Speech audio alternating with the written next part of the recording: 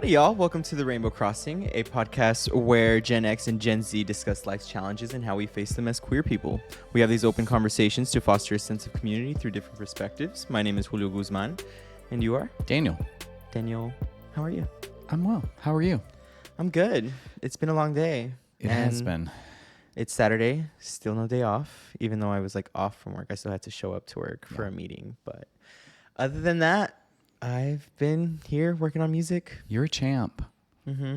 Working nonstop every single week while you're just here at home sitting down and you're laying relaxing and doing nothing all day. I'm working. I'm working. You are working. And today I was doing something that I would rather have not done. Okay. And I went to a memorial service for a friend, which was very emotional. It was tough. It was wonderful to see all of the love and support that this person had. It was a gay man, 30 years old. So young. He was married. I've known them for a couple of years, and we've done dinner together and been at RuPaul's Drag Race shows and that sort of thing. And it was really uplifting to see his family come together because, of course, he's survived by all of his family. 3 of his grandparents are still alive even. And they were right there with the husband, and it was wonderful to see how supportive that they had been all along of their gay son. But it's just sad that he was taken so soon. So That is very sad. 30 years is so young. Yes. But I'm glad they got together in a uplifting way. Yeah. It's just, as I said, it's just wonderful to see a family, a straight family, supporting their gay son. And as they were sharing their anecdotes, they found out at a relatively young age that he was gay. And for them, it was kind of like okay, but we're at ACL right now. So let's keep enjoying the show. And we can talk about this more in detail later because this doesn't change our family dynamic in the least. So that was very heartwarming, nice. Especially when after I had seen this news article this week, that I want to share. Actually, I don't want to share with you, but I do want to share with you because I do think it's important to talk about these things. The title of the article, Texas Dad Sentenced to Prison for Beating 2-year-old Son He Thought Was Gay. 23-year-old Texas father of 5 was sentenced to a 6-year prison sentence. It was the maximum sentence that for beating his 2-year-old son for exhibiting what he perceived as gay tendencies. Francisco Ricardo Sol severely beat the child because he preferred playing with dolls and kitchen sets rather than the more male-oriented toys that the father had bought him. Sol was charged with family violence and assault after he informed the child's mother what he had done, knowing she would be displeased. He had been repeatedly disciplining the child in an attempt to toughen him up, a 2-year-old, due to concerns about the boy's perceived femininity, and admitted in the court proceeding to hitting his young son in the face multiple times, causing the child's nose to bleed. That is something that is relatable in a way, not to that extent, but being gay and having my father hit me sometimes for being a little too feminine, even though that's all I've known most of my life, was very triggering. But I can't even imagine having a kid and being like that, for them just being themselves. And for you to be 25 and have 23 and have 5 kids is crazy. If you would assume by the 5th kid, you would understand a little bit more of how kids are when it comes to their natural state and their curiosity. Well, all of this is a construct: male toys, female toys, male clothes, male colors. It's all, we created all of this. It doesn't hold any actual weight. No. And it sounds like from the article that the father wasn't involved in a day-to-day life with the child. So I'm imagining the son's role model was the mom. Like, my dad was never around, but when he was around, all he would do was criticize if I was too feminine or not, and just judge me based off of that when you don't really even know your child. So maybe show up a little bit more. Try to understand the kid instead of just seeing what it is in the moments that you have them. Well, yeah, I mean, it's a matter of understanding the child and just respecting who they are. Like, let children be children. They don't understand what gender is. They don't understand masculinity and femininity because they're just. You don't even know if the kid is even gay. I'm sure that there are plenty of young straight boys who played with a doll because it was there in front of them. Yeah. It's just a toy. It's just Well, a toy. I'm glad that he's in prison for what he did, because one, if you're gonna be a parent, and if you don't want to be a parent, use protection. The kids too. You've had 5 kids. You're 23. Like, let's get it together here. Right. Further in the article, the judge actually said maybe you shouldn't have any more children. Exactly. Which is appropriate. And I think the judge also said that maybe you can get some help while you're in prison. Oh, for sure. To fix this mentality that you have. Hope that kid's doing better now. I think that the child will be better without the father in his life, at least for the time being. And maybe the father will learn a lesson out of this. As he should. Yeah. Yeah. Well, today's Friday the 13th. Yeah. Ooh. A little spooky, right? Yeah, We've very been kind spooky. of talking a little dark to begin with. Yeah. So, very fitting. Right. But for Friday the 13th, we've decided to talk about fears. Yeah. Right? Yeah. Perfect day for it. We certainly all have them, some to varying degrees. And when you're a child, I think you usually have more fears than when you're an adult, because as a child, as we've said on the podcast before, you don't know what you don't know. The world is a mystery to you. So Fear is just the unknown. Exactly. So you're learning everything. So I remember being afraid of so many things, and I had a very active imagination as a child. So I came up with all kinds of crazy scenarios of what could be happening. And as a kid, I was afraid of a lot. As a teenager, I was afraid of a lot.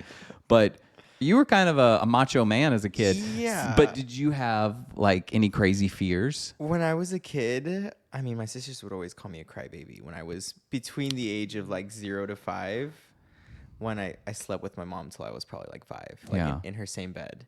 And if she was gone for a long time, or I didn't know when she was coming back, I would get a little scared and would honestly cry when she was gone for too long. And my sisters hated it.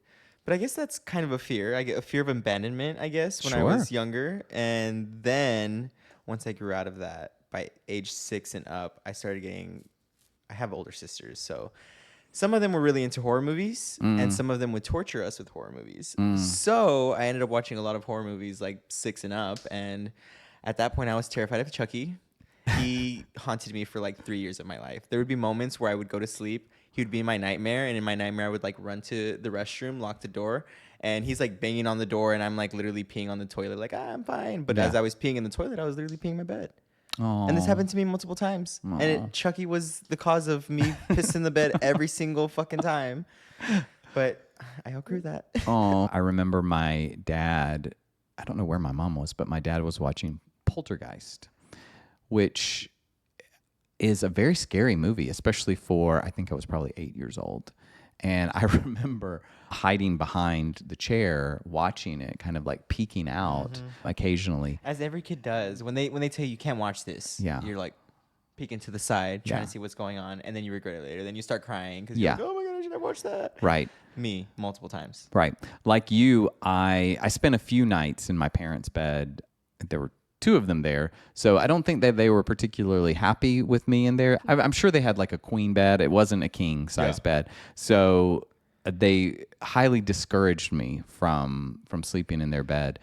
But I had a lot of bad dreams as a kid. My sisters, specifically when The Grudge came out, that revamped my scaredness of things. Like once Chucky was done, I was like, okay, I'm not watching anything. Like I'm sticking to myself. Yeah. Then The Grudge came out and the trailers would come out and I saw who it was. And my sisters, being the girls that they are, would definitely put their hair over their head and like literally be standing in the shadows with the lights off. And I'm like scared shitless for days and days and days. And my room that I slept in when that movie came out had the same closet. It was a sliding door with an attic, and I could just envision that little thing coming out of the.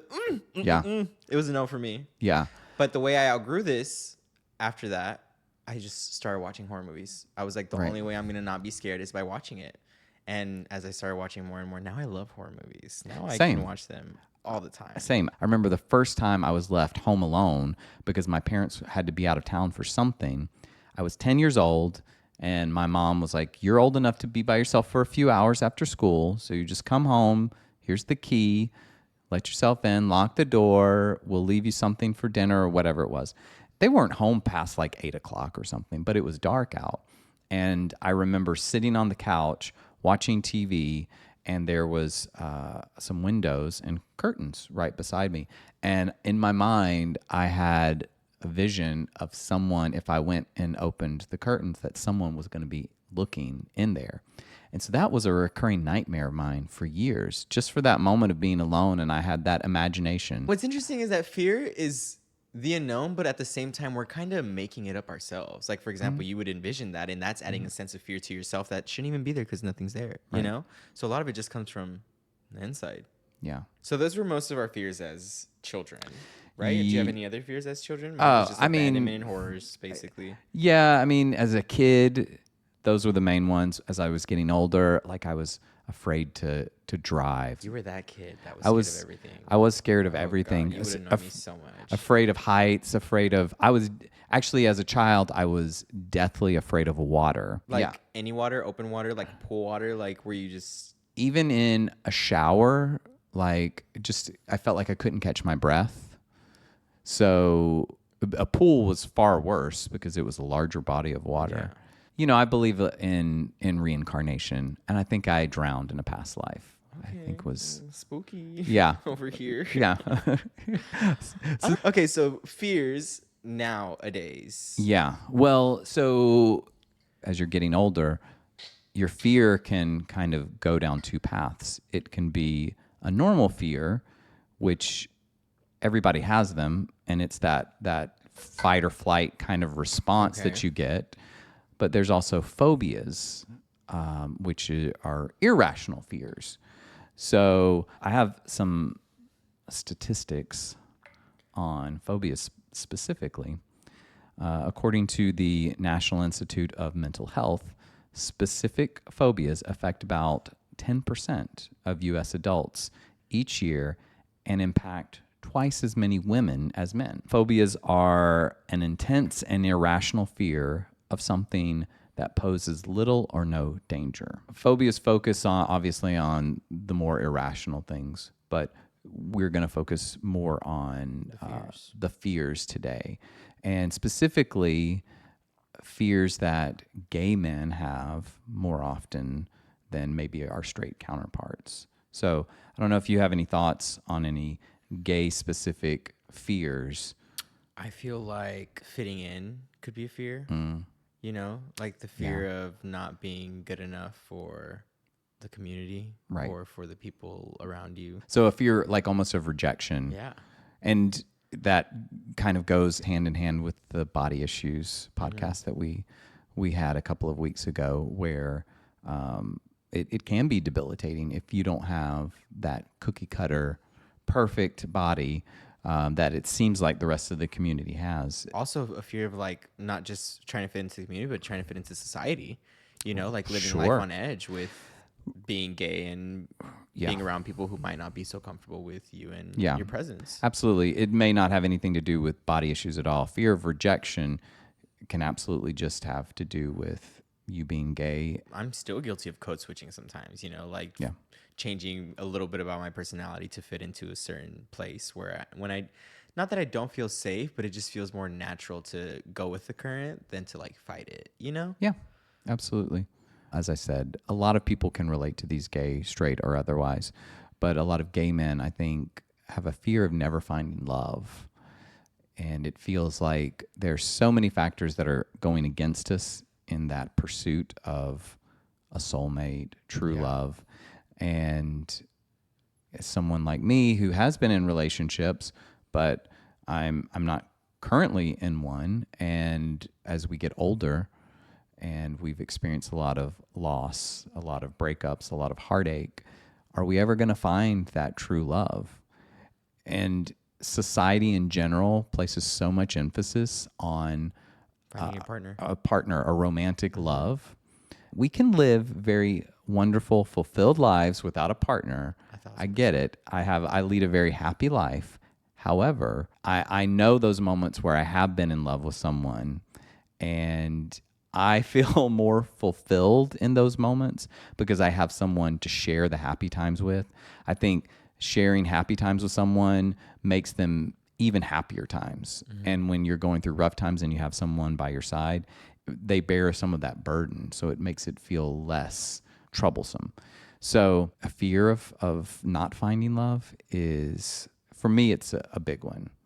Yeah, I think from 19 through 22, that hit me pretty hard, where I was just like getting really down on myself, really trying to find somebody and mingle and try to go out there dating. And I would be worried that I'm not going to find somebody because I know that the love that I have to offer is a lot and can be intense sometimes, but I haven't met anybody who loves the way that I do. I haven't seen anybody go in as I go in. And at that point, I was like, what is going on? Because I'm the type of person to give everything to somebody. Yeah. So when that wasn't being reciprocated, I'm like, I'm not going to find anybody. Like, is it me? Like, what is going on here? Yeah. And it took multiple years of telling myself, it's not me. Like, I'm fine. I'm working on myself, and what's for me will be for me. And that's when I really started to have that pressure of fear of being alone, because there would be moments where I would cry from like just feeling so alone and wanting love. That's normal. Yeah. That's normal for everyone, I think, but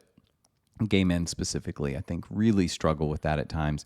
And at that age, 19 to 22, when we're out on our own for the first time, many of us, and we're looking to establish a life, a partner is often part of at least the thought process of that.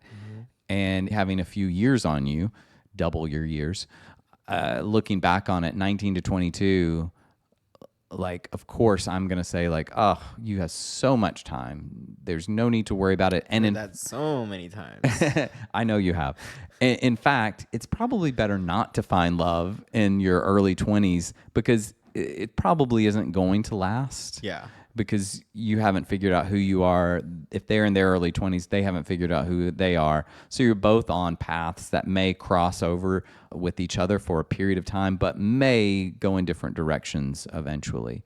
Yeah, once I dropped that pressure of fear, I was like, Yeah. I'm set. I feel so much lighter. I don't feel like I have this pressure on myself to feel loved. Right. Because I can do that myself. And at that point, I started investing in other things that have to do with me. Right. That's the trick, is to put all that energy into loving yourself. But I also faced it. I also had to face the reality of all these things. Right.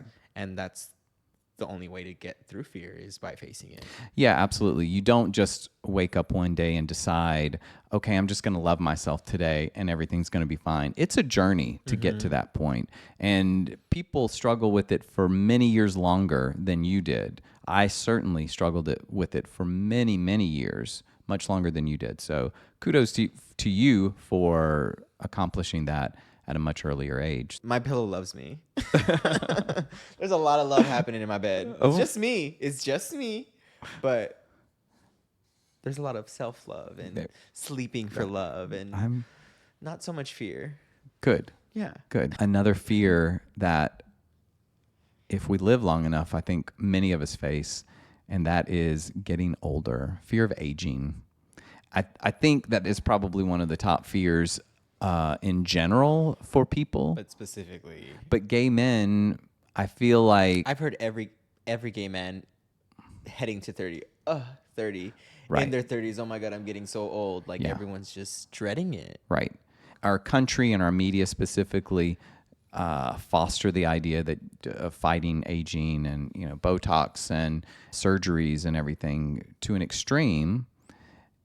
And I don't know what percentage of straight people versus gay people partake in that, but I feel like I have a lot of friends who use Botox regularly, and there's nothing wrong with using Botox regularly, but I think it is part of that fear of aging that's causing them to do that.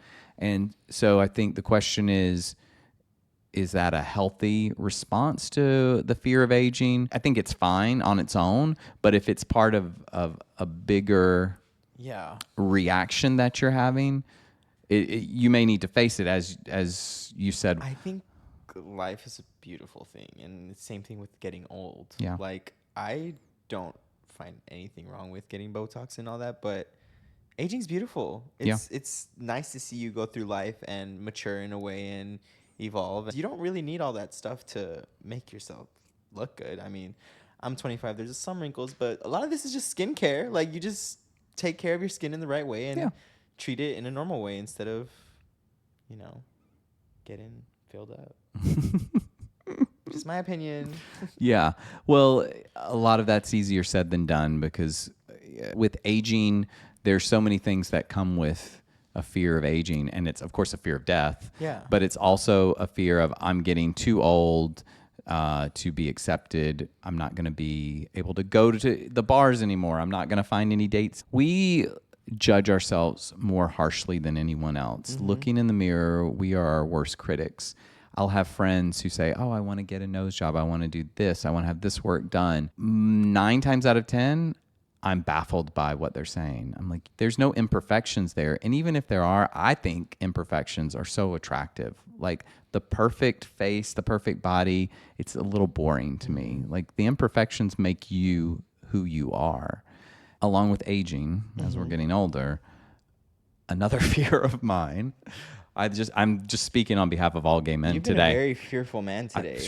It's not today. It's the last 49 and a half years. I wish I had more to say about fears when it comes to all those things, because most of those fears have disappeared from me because I could care less what anybody thinks about me. Well, this one, however, is a little different, and it's a fear of dying alone. No one is saying anything to you that's affecting that.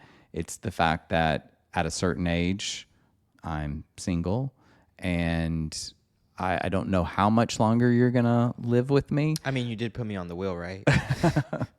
Oh, is that what it's going to take? Yeah. Aren't I the one that pulls the plug if it comes down to it? You're going to pull the plug? No, if it comes down to it, And I would need you to like wink at me or something so I know what's up. I may need to put something in the will just to make sure that you don't prematurely pull the plug. I would try to keep you living for the longest time. Thank you. I have your best mind and heart at it. Yeah, but I don't want to be kept on life support when I'm brain dead. So pull the plug. Back to square one. Yeah. Actually, yeah. But dying alone, I think, is a fear of many gay men.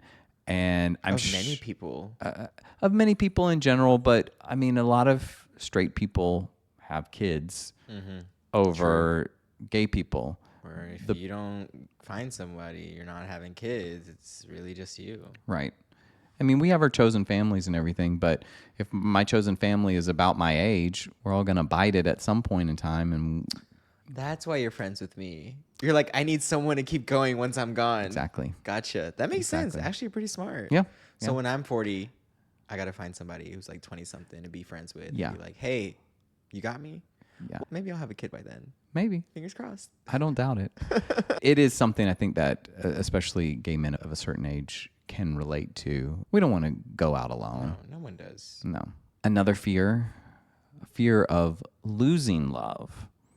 So you're in a relationship, and I mean, you've been in a relationship, and I don't know if you had that fear while you were in a relationship, but I did. It is perhaps an irrational fear of losing love, and I think a lot of it can be, for gay men, can be born of the fact that... So like being in a relationship and it getting boring. Like, No. Is that what you mean by losing it? No, not necessarily. I mean, it could be any situation that causes you to lose that partner. Okay. But remember, as gay people, as we're growing up, many of us had a fear of losing our loved ones because we were gay. And some of us did lose our loved ones because they found out we were gay. So many of us carry that fear over into our adult relationships, especially our romantic relationships. And the fear of our partner is going to leave us or be taken from us through no fault of our own. Yeah.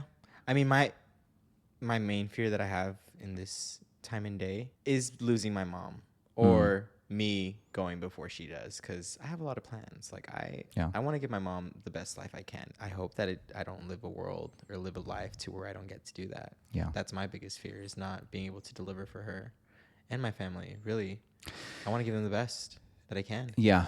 And I think that that can be a gay man's fear, in that a lot of us feel like we want to be there for the people who matter to us, in your case, your mom, in a capacity that goes above and beyond perhaps what's expected of us normally, because we are, some of us, I'm not saying you, but some of us are trying to make up for the fact that we are gay.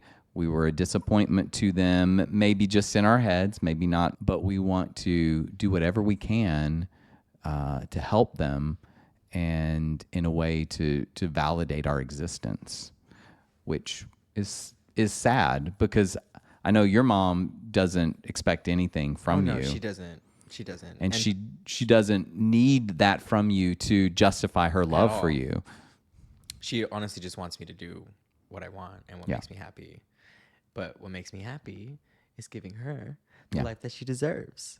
Yeah. So That's awesome. that's my goal. Yeah. But for fear, I hate to be that person to be like, I'm not that scared of anything anymore. Because confrontation, I face it. Yeah. Anything that Sometimes you force it. I have to. Let's just squash it. Obviously, let me gather my thoughts. If this is heated, we'll regroup. Obviously, we need to take breaks. I'm not gonna Yeah. force it and then just keep forcing it. Like, we need space sometimes to process the emotions. But for fear, I don't think I have any more. Did you ever have a fear of being harmed for just the fact that you're gay?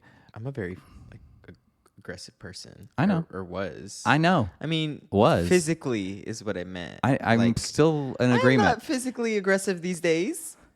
I might clap my hands here and there, but I'm not physically aggressive.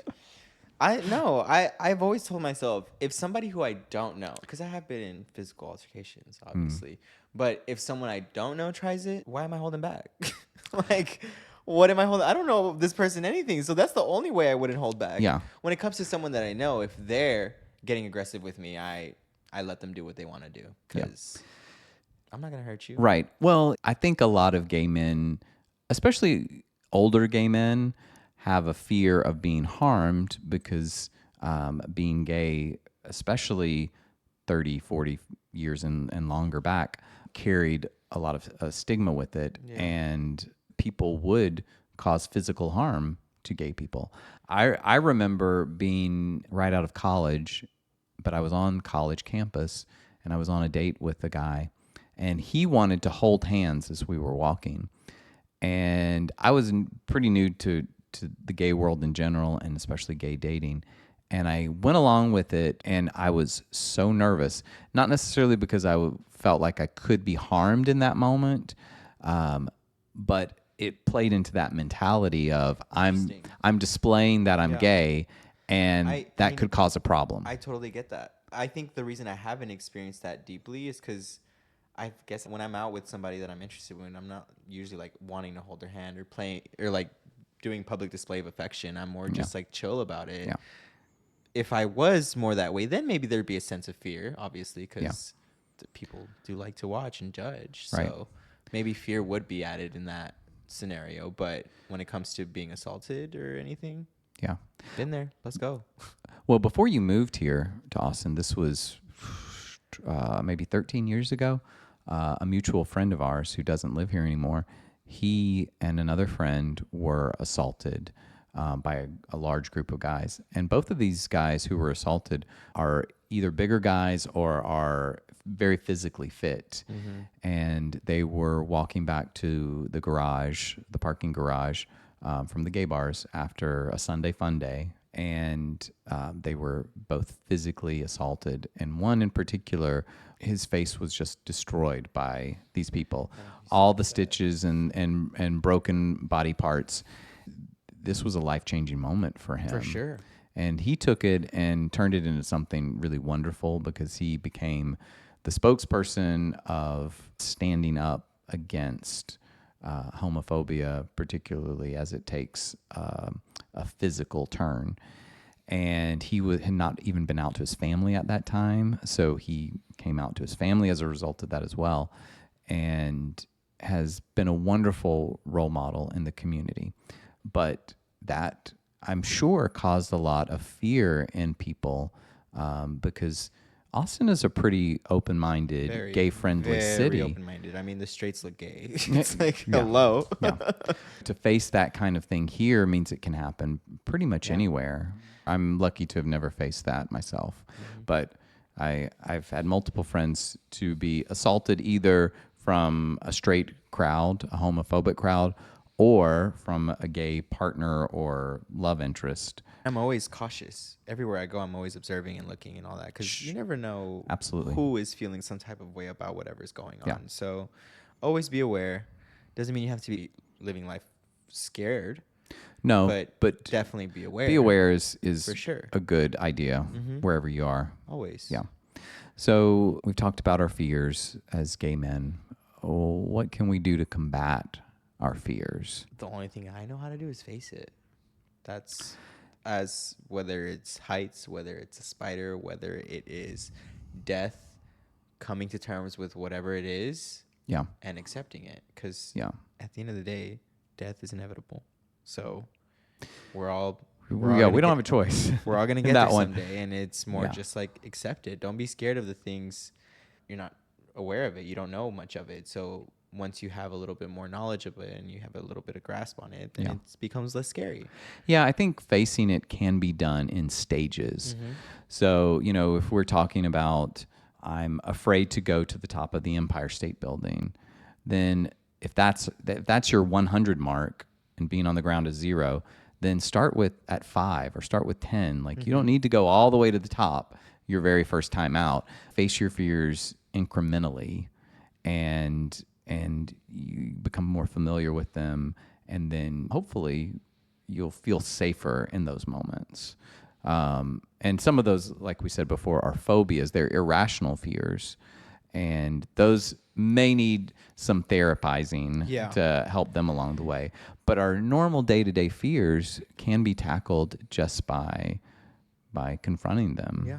I think talking with your friends about your fears is really important. And we talk about that all the time. I think that's one of our go-to answers, and I think it should be one of our go-to answers when you're facing your issues is talk to a friend, a mentor, someone you trust.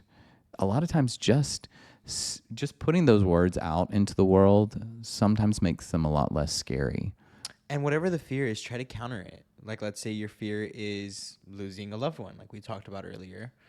Think about your loved ones and think about the life that comes into your life because of it. Instead of thinking about it as something that you're going to lose, think about it as something that you experienced. Think about it as something more of life than it is death. It's hard to make a mind shift away from this is a fear into this is an adventure. Mm-hmm. But if you can do that, like that's such a powerful technique. And it actually plays into one of the suggestions that I had read about. And that was to use your imagination in a positive way. As children, we used our imaginations in negative ways and dreamed up all of these crazy scenarios that frightened us. But we can use our imagination to propel us into a positive direction. Every time that I've been scared, which my fears are more in the moment. Like, for example, when I'm put on the spot, and I'm pretty sure this happens to a lot of people, public speaking, when you're not even prepared for anything. Someone's like, so what's going on here? And it's like, now I have like 100 eyes looking at me and whatever the scenario is, you want me to talk? Yeah. That adds an element of fear in a way, but it goes by. Even if whatever comes out of my mouth is gibberish, the whole time I was probably scared. But afterwards I'm like, oh, whatever. Like it just happened. Like that's it. We're moving on. Right. Same thing with like when I was dancing on tour. The first time I danced on tour, right before performing, I mean, when I danced on tour, last time I was on a stage was like 3-4 years before that. Mm-hmm. So it was a while. And, I'm sure. And back then it was more theater and acting. And this time it was dancing for an artist. And getting on that stage, I was like, I blacked out for that first second or that first number. It was a lot of nerves and a lot of fear. And then afterwards, it slowly started to go down. Right. And like the anxiety came down. And that was from me facing it and just jumping at it instead of being all worried. Although those feelings are there, I tackled it by doing it. When comparing the two of us, you feel more at home on a stage than I do, I would imagine. Mm-hmm. there was a time when I was on a stage. You were in the audience for that, and it was the one time that I did drag. And It's different, right? Yeah, we did the drag performance for a fundraising event, and there was, I think, 1,200 people in the audience, big audience, and I had never done something like that. I was essentially alone on stage. I was not scared until about 5 minutes before I went on, and then it hit me. And all of a sudden, I didn't know how to combat the fear, and so I took a walk, and I was just trying to get that excess energy out of me, and I took a shot, 2 shots of vodka, felt nothing, burned through it immediately. The fear burned right through it, and then I used some physical techniques to just kind of smacked myself on the face a little bit, and just to kind of bring me into reality for a moment. And I did use my imagination. I imagined it was going to be fine, and I imagined that even if it wasn't fine, we were there raising money, and that money was going to organizations that needed it, and it went just fine. Just fine, exactly. Yeah. Nerves are pretty good, in my opinion. They can drive you. At the moment, they could be a little too much and a little crazy, but at the end of the day, you're feeling that because you're stepping out of your comfort zone and you're doing something that you probably have never done before. If you can learn how to focus it, and another thing was meditation techniques. Yeah. How do you find a center of calm in all of this? And you got to learn how to do it. You got to practice those kind of things. And if you can do that, you can turn your nerves, your fears, into success. Yes. Because we've both done that. So that's it on fears. Yeah. Embrace them. Accept them. Acknowledge them. Use them. Face it. Use them to your advantage. Turn it into something nice. Yeah, absolutely. Because it's the only way you're going to grow. And it's the only way you're not going to be scared of it afterwards. Right. Life's not worth living if all you're doing is cowering in fear the whole time. So embrace life. Treat it as an adventure. And stand up with one another. If you see somebody feeling some type of way or feeling uncomfortable or whatever it is, or let's say someone's being assaulted or bullied in the street or whatever, be there. Yeah, being that person for somebody else helps you. You're helping somebody else, but being there for someone, it really helps lift yourself up. So absolutely, we should do that as often as we can. Well, I'm officially scared of you. So this is my new fear. Good. And I've been trying to get you to be afraid of me for 5 years. You know what? I take it back. Oh, damn it. I take it back. I'm not scared of you. Damn it. We'll work on that. Nope. Nothing's going to work at all. All right. I don't think you'll ever get rid of me. Now I'm scared. Now I'm scared. That's the whole point here. I've been trying to scare you this whole time. Oh, well, you got me. Thank God. It's been a while. You got me, girl. I always try to scare you, and it never happens. Well. But here I am, never leaving, and that's what it took. I'm so scared. All right. Anywho, love you, Daniel. Love you, too. Thank you for joining us. Please like, comment, subscribe, and we'll see you next week. Bye.